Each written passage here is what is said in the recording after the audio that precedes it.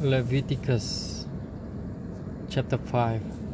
If a person sins because he does not speak up when he hears a public charge to testify regarding something he has seen or learned about, he will be held responsible. Or if a person touches anything ceremonially unclean, whether the carcasses of unclean wild animals, or of unclean livestock, or of unclean creatures that move along the ground. Even though he is unaware of it, he has become unclean and is guilty. Or if he touches human uncleanness, anything that would make him unclean, even though he is unaware of it, when he learns of it, he will be guilty. Or if a person thoughtlessly takes an oath to do anything, whether good or evil, in any matter one might carelessly swear about, even though he is unaware of it, in any case, when he learns of it, he will be guilty. When anyone is guilty in any of these ways, he must confess in what way he has sinned. And as a penalty for the sin he has committed, he must bring to the Lord a female lamb or goat from the flock as a sin offering, and the priest shall make atonement for him for his sin. If he cannot afford a lamb, he is to bring 2 doves or 2 young pigeons to the Lord as a penalty for his sin, one for a sin offering and the other for a burnt offering.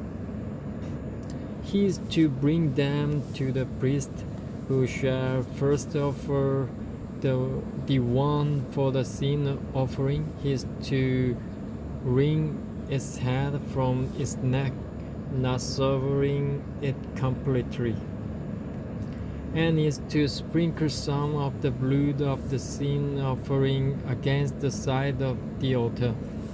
The rest of the blood must be drained out at the base of the altar. It is a sin offering.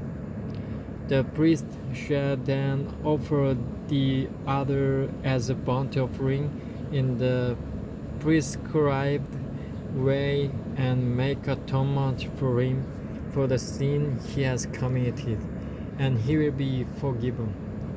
If, however, he cannot offer 2 doves or 2 young pigeons, he is to bring as an offering for his sin a 1/10 of an ephah of fine flour for a sin offering. He must not put oil or incense on it, because it is a sin offering.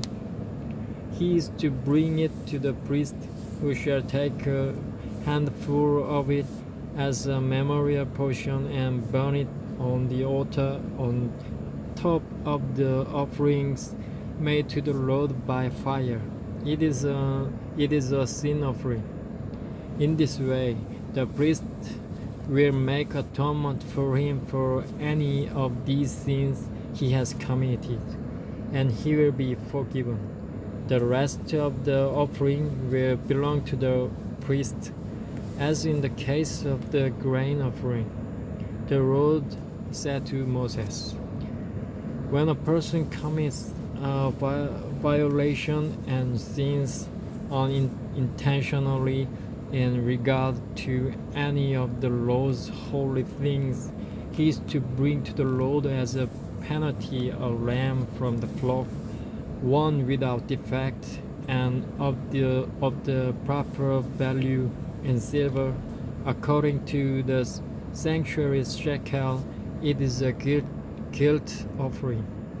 He must make restitution for what he has failed to do in regard to the holy things, add a fifth of the value to that, and give it all to the priest, who will make atonement for him with the ram as a guilt offering, and he will be forgiven. If a person sins and does what is forbidden in any of the law's commands, even though he does not know it, he is guilty and will be held responsible. He is to bring to the priest as a guilt offering a ram from the flock, one without defect and of the proper value.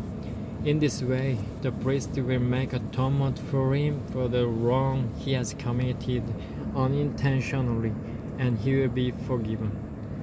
It is a guilt offering. He has been guilty of wrongdoing against the Lord.